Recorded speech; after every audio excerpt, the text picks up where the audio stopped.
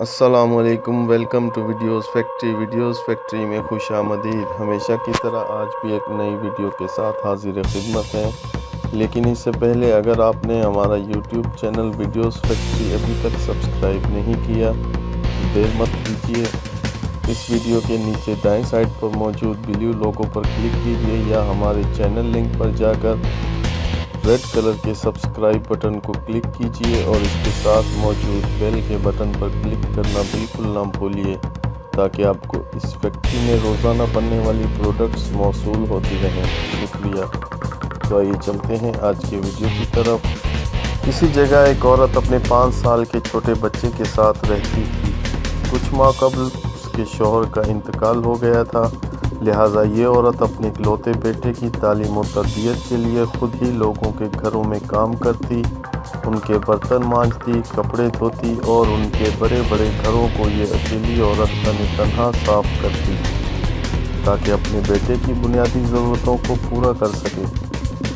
وقت گزرتا گیا اور کئی سال بیت گئے۔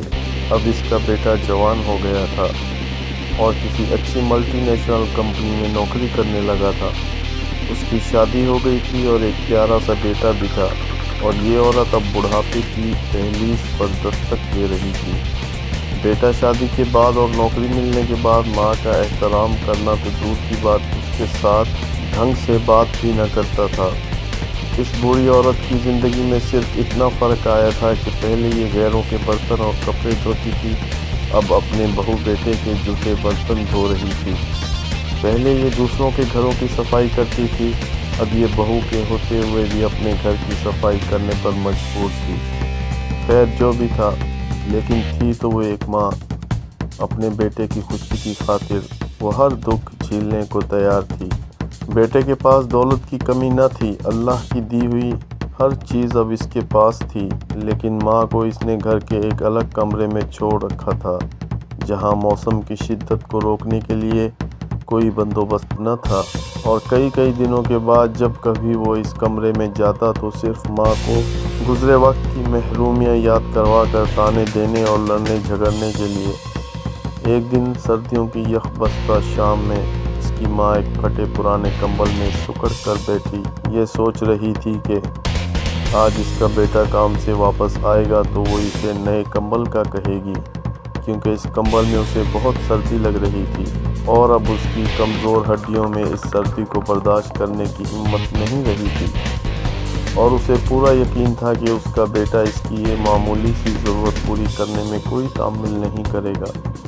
رات کو بیٹا گھر آیا تو ماں نے بڑے پیار سے اسے نئے کمبل کا کہا تو بیٹا غصے سے بولا، ماں ابھی میں کام سے آیا ہوں اور آتے ہی تم اپنا مطالبہ لے کر آ گئی ہو، اور تمہیں پتہ ہے کتنی مہنگائی ہو گئی ہے۔ ابھی تمہارے پوتے کو اسکول داخل کروانا ہے، اس کا یونیفارم اور کتابیں لینی ہے، گاڑی کی قسط ادا کرنی ہے، میں نے بھی اپنے لیے جیکٹ خریدنی ہے، تمہاری بہو کے لیے شال بھی لانی ہے۔ تم تو سارا دن گھر میں ہی رہتی ہو، تمہیں کمبل کی اتنی کیا اشد ضرورت آن پڑی ہے؟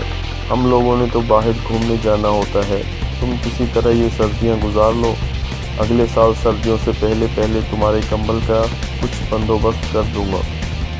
بوڑھی ماں خون کے آنسو پی کر چپ چاپ اپنے بوسیدہ حال کمرے میں واپس آ گئی اور پھٹے ہوئے کمبل کو اوڑھ کر ٹوٹی ہوئی چارپائی کے کونے میں سکڑ کر لیٹ گئی۔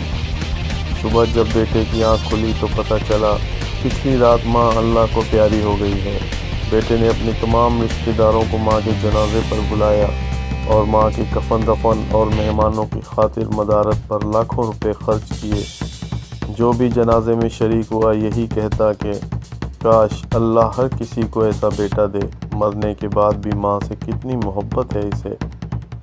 لیکن انہیں یہ نہیں پتا تھا کہ دنیا والوں کو دکھانے کی خاطر جو بیٹا اپنی مری ہوئی ماں کے جنازے پر لاکھوں روپے خرچ کر رہا ہے، پچھلی رات چند سو روپے کے کمبل کے نہ ہونے کی وجہ سے وہی ماں سردی میں سسک کر جان دے گئی۔ میرے عزیز دوستو، اپنی ماں باپ کی قدر ان کے جیتے جی کرو، اسی میں ہم سب کی بھلائی ہے۔ مرنے کے بعد قدر کی بھی تو کیا فائدہ۔ اللہ سبحانہ و تعالی ہم سب کو یہ بات سمجھنے کی توفیق عطا فرمائے۔ ویڈیو دیکھنے کے لیے شکریہ۔ اللہ حافظ۔